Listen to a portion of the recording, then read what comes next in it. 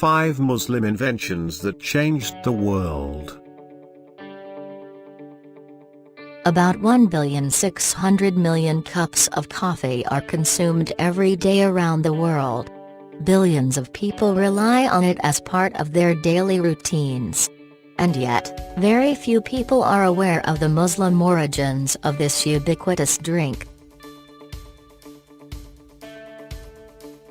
According to the historical record, in the 1400s coffee became a very popular drink among Muslims in Yemen, in the southern Arabian Peninsula. Legend goes that a shepherd, some say in Yemen, some say in Ethiopia, noticed that his goats became very energetic and jumpy when they ate beans from a particular tree.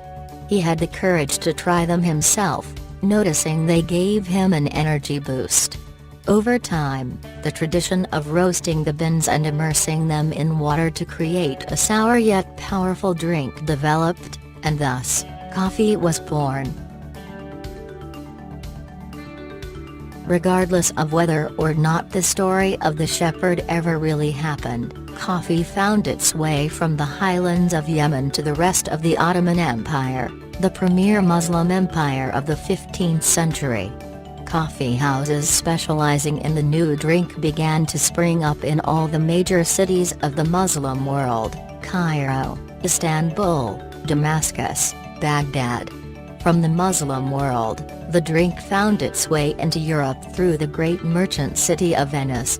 Although it was at first denounced as the Muslim drink by Catholic authorities, coffee became a part of European culture.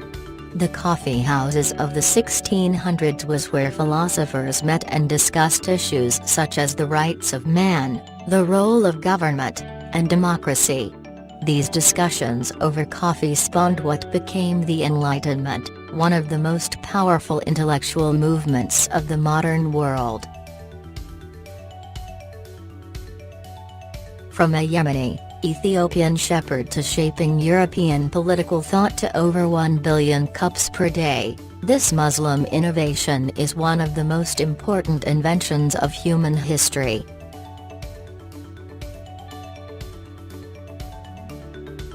While many secondary school students struggling through math classes may not particularly appreciate the importance of algebra, it is one of the most important contributions of the Muslim Golden Age to the modern world. It was developed by the great scientist and mathematician, Muhammad ibn Musa al-Khwarizmi, who lived from 780 to 850 in Persia and Iraq. In his monumental book, Al-Kitab al-Muqtafiyazab al-Jabr wal-Maqabala, he set forth the basic principles of algebraic equations. The name of the book itself contains the word al-Jabr, meaning completion, from which the Latin word algebra is derived.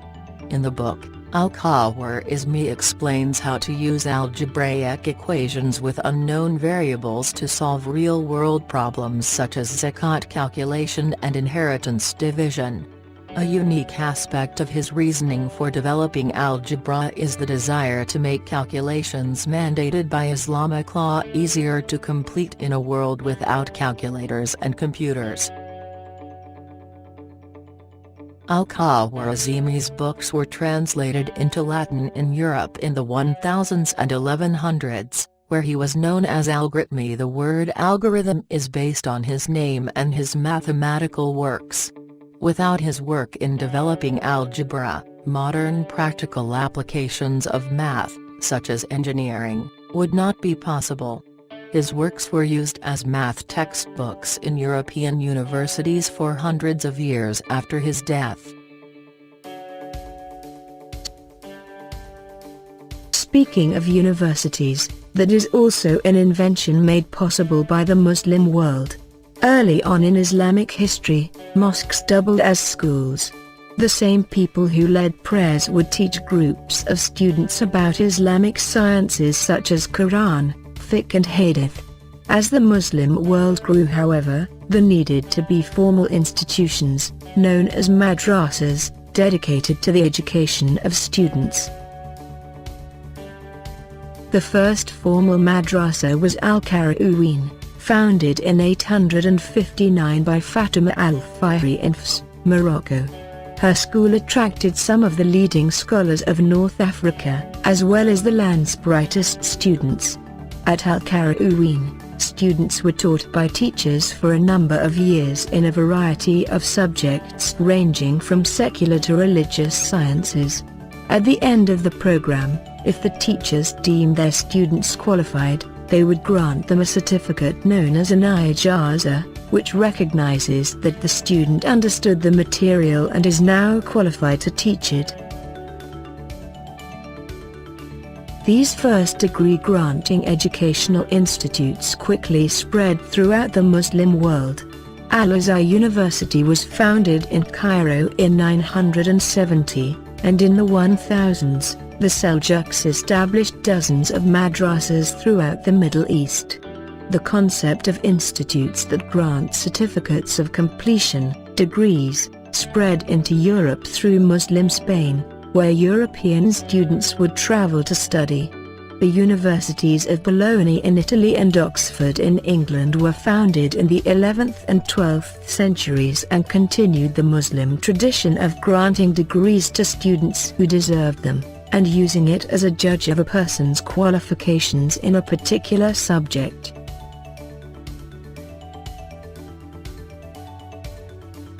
Military marching bands. Many students who attended high schools and universities in the Western world are familiar with the marching band. Made up of a group of a few hundred musicians, a band marches onto a field during a sporting event to entertain the audience and cheer on the players. These school marching bands developed from the use of marching military bands during the gunpowder age in Europe that were designed to encourage soldiers during battle.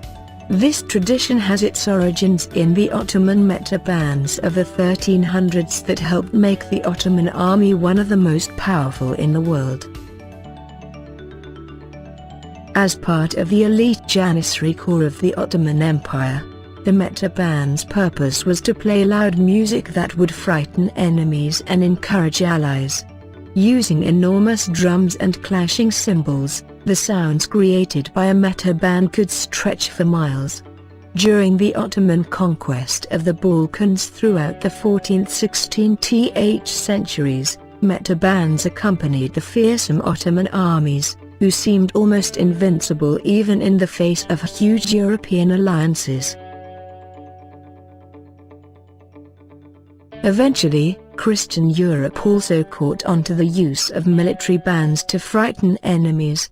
Legend has it that after the Ottoman siege of Vienna in 1683, the retreating Ottoman army left behind dozens of musical instruments, which the Austrians collected, studied, and put to their own use. Armies all over Europe soon began implementing marching military bands, revolutionizing the way war was fought in Europe for centuries.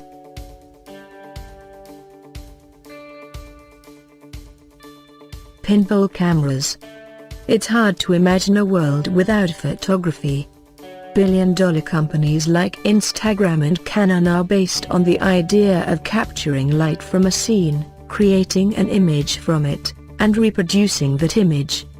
But doing so is impossible without the trailblazing work of the 11th century Muslim scientist, Ibn al-Haytham, who developed the field of optics and described how the first cameras work.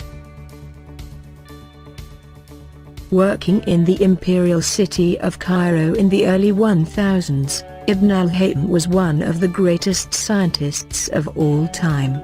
To regulate scientific advancements, he developed the scientific method, the basic process by which all scientific research is conducted. When he was put under house arrest by the Fatimid ruler al-Hakim, he had the time and ability to study how light works. His research partially focused on how the pinhole camera worked. Ibn al-Haytham was the first scientist to realize that when a tiny hole is put onto the side of a light-proof box, rays of light from the outside are projected through that pinhole into the box and onto the back wall of it.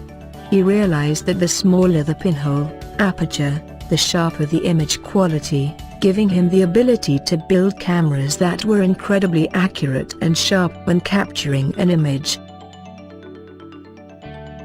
Ibn al-Haytham's discoveries regarding cameras and how to project and capture images led to the modern development of cameras around the same concepts.